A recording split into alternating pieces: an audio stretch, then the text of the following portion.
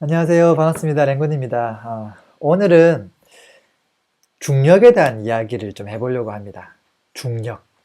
다들 중력 느끼고 계시죠? 몸뚱아리가 너무 무겁잖아요. 걸을 때 힘이 들기도 하고, 또 점프해봤자 뭐 몇 센치 우리가 점프 못 하기도 하죠. 왜 갑자기 중력을 이야기하냐면, 일반적인 우리가 느끼는 이 지구 중력 말고, 돈에 대한 중력에 대한 이야기를 하려고 하는 거예요. 돈에는 중력이 있다. 라는 말 들어보셨어요? 음, 뭐 들어보셨나요? 김성호 회장님 책 읽어보면 거기에도 한 대목 나오죠. 돈에는 중력이 있다. 그 내용들 중에 어떤 내용이 있죠? 이런 내용이 있어요. 내가 1,000만 원을 1억으로 만들기는 참 힘들다. 근데 10억을 11억으로 만드는 것은 상당히 쉽다. 뭐 그렇게 쉬운 일은 아니지만 전자보다는 훨씬 쉽다는 거예요. 그 이유는 돈이 중력이 있기 때문에 돈의 크기가 클수록 그 중력의 힘이 크기 때문에 그렇다라는 거예요.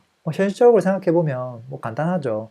1,000만 원을 1억 된 거나 10억이 11억 된 거나 똑같이 뭐 1억 가까이 이제 늘어난 건데 당연히 다르겠죠. 그 쉽고 어려움이. 1,000만 원은 그 은행에 단순하게 이자로 넣어서 이자를 받는다고 봤을 때 이게 언제 1억이 될 수 있을까 생각해 보면 시간이 엄청 많이 걸리겠지만 10억을 넣어놓고 그걸 모아서 11억 만들기는 상당히 쉽죠. 짧죠. 그냥 은행에 이체만 해뒀을 때만 가정해 봤을 때도 그렇죠. 그것을 활용하게 되면 더 극명하게 차이가 나겠죠.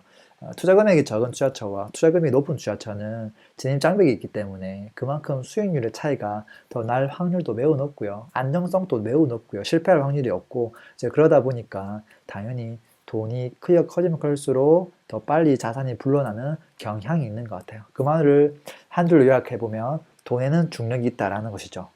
그래, 뭐 돈 많으면 돈을 불리는 거 쉬운 거 나도 알겠어. 뭐 그래서 뭐 어쩌란 말이야. 라고 할 수 있는데 말이죠. 이 말의 한 줄이 돈이 없는 사람들, 이제 시작하는 사람들, 돈을 불리고 싶은 사람들한테 굉장히 중요한 메시지가 여기에 많이 담겨 있어요. 같이 한번 생각해 볼까요? 제가 생각하는 것들 먼저 이야기해 볼게요. 자, 첫 번째. 내가 가지고 있는 돈이, 종잣돈이 1억이 있어요. 이 1억을 가지고 어떤 곳에 투자를 하면 좋을까? 고민을 많이 해요. 근데 그 많이 하는 것 중에 가장 대표적인 게 뭐냐면 시세 차익형 투자를 할까? 월세형 투자를 할까?예요. 그쵸?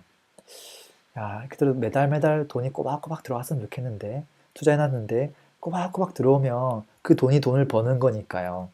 또 한편으로는 이제 월세 수익은 한계가 있죠. 보통 뭐 끼케야 5%에서 뭐 잘하면 10%, 정말 난다긴다 하면 20% 정도 수익률 나오는데 그래봤자 20%죠. 근데 실차익형 같은 경우는 사실은 뭐 50%, 100%, 200% 정말 다양하거든요. 그러다 보니까 좀 차이가 크죠. 이제 그랬을 때 뭐 장단점이 극명해요. 명확하죠. 어떤 걸 하면 좋을까를 계속 고민할 거예요. 나이대에 따라 또는 자산의 크기에 따라 고민을 좀 많이 하실 텐데 그때 이 명제를 떠올려 보시는 거예요. 돈에는 중력이 있다. 돈에는 중력이 있다. 나는 어떤 선택을 해야 될 것인가?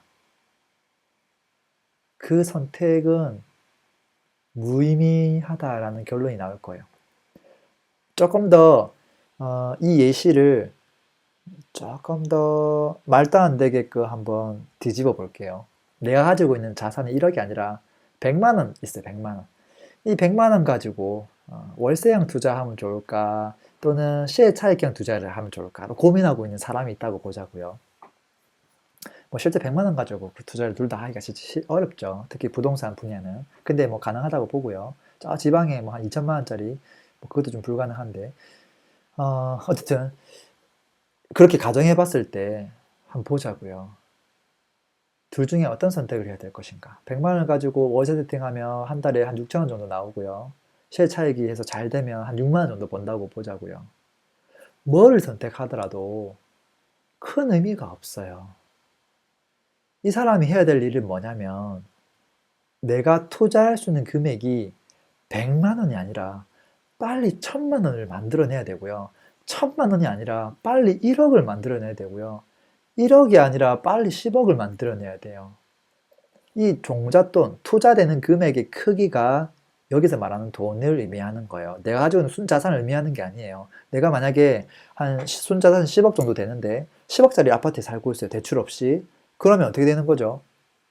투자될 수 있는 금액은 사실은 제로예요. 이 집 하나만 있는 거거든요. 뭐 오르면 남들처럼 다 같이 오르는 거고 떨어지면 다 같이 떨어지는 거예요. 남들보다 돈이 막 더 생기거나 뭐 그러지 않는다라는 거예요.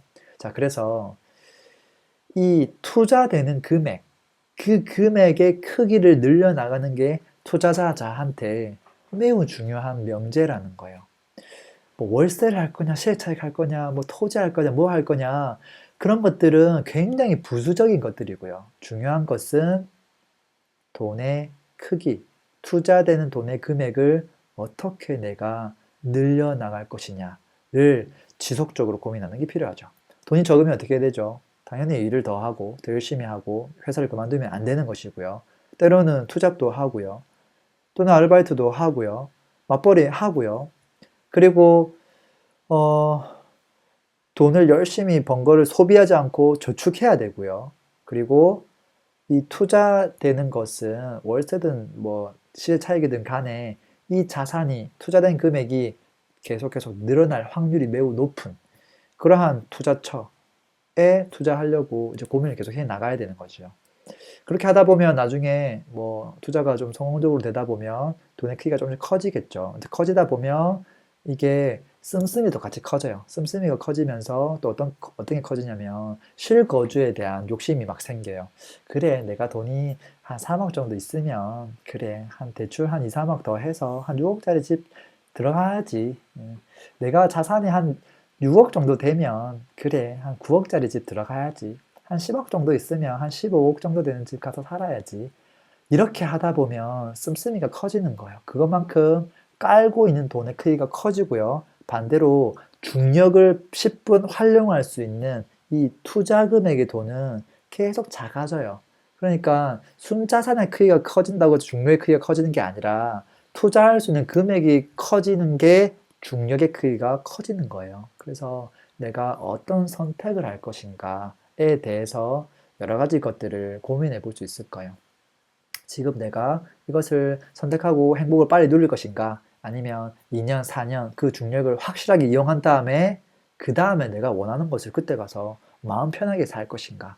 희생할 것인가? 아니면 지금 당장 누릴 것인가? 이제 그런 것들에 대한 부분에 있어서도 재테크에 있어서는 이 한 줄의 명제, 돈에는 중력이 있다. 이 한 줄의 명제를 생각해 보면 내가 어떤 선택을 해야 되는지가 극명하게 나와요. 근데 보통 이제 그런 걸 생각하지 않고 하는 경우가 많죠. 그냥 순자산이 빨리 늘었으면 좋겠다. 나도 빨리 10억 가졌으면 좋겠다. 20억 가졌으면 좋겠다. 그런 생각만 하는데 그게 중요한 게 아니라 욕심은 조금 내리고 깔고 있는 돈은 좀 적게 대신에 중력은 10분 발휘할 수 있는 금액은 계속 꾸준히 늘려나가는 무한대로 늘려나가는 게 아니라 적당하게 늘려나가면서 또 깔고 있는 돈도 조금씩 늘어나야 되겠죠. 대신에 그 비중이 이게 주객 정도 되면 중력이 발휘되지 않는다라는 사실이죠. 그 얘기를 오늘 조금 해드리고 싶었어요. 아마 이 명제는 제가 이 예시 든 것들 외에도 아마 여러분들이 선택하고 판단하고 결정할 때 어느 정도 뭔가 또 도움되는 요소가 아닐까 싶어서 제가 말씀드리고 싶었어요. 고맙습니다. 이상 랭군이었습니다.